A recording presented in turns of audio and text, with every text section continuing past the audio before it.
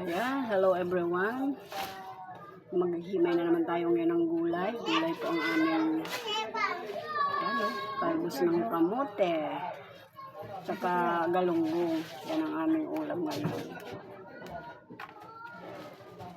2 tali bali binili ko. Maganda sabaw-sabawan. Masarap ito ngayon dahil naulan-ulan. Yan. Kailangan natin ng sabaw.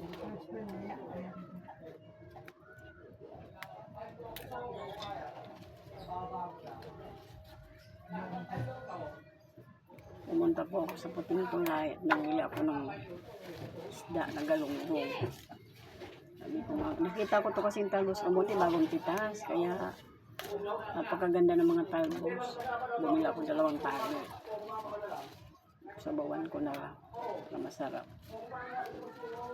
Pagyan natin ng kalamansi na masarap na sabaw. Ayan o, gaganda o.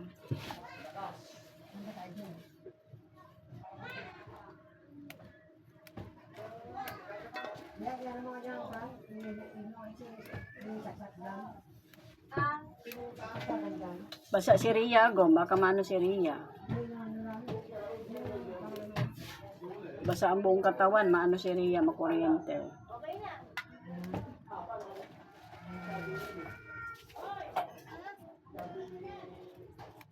Ayan. Kaya kayo dyan, ayan, makatipid-tipid sa ulam. Ito po lagi ginagawa ko. Wala ko ng gulay.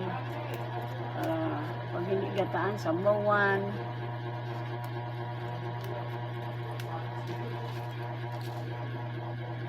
Hindi na kasi uso ngayon po, karne-karne. Akin ang uso sa akin, gulay-gulay at saka isda. Okay na yun. Kaya wala pa naman tayong kita. Ayan. Ito na lang ang ating ulam sa araw-araw. Isda, gulay.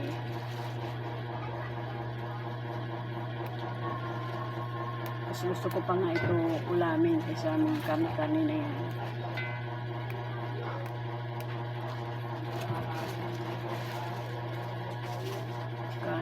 Maganda talaga ito sa katawan ng mga gulay. Lalo pang sariwang pitas. Sarap po ito.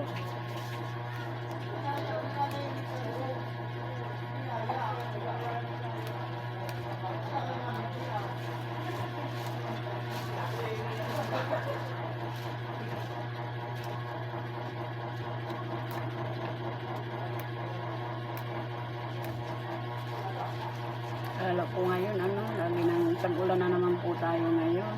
Grabe na ang ating ngayon. Panahon naman, puro naman, sawa na tayo sa init. Ngayon naman, puro ng ulan.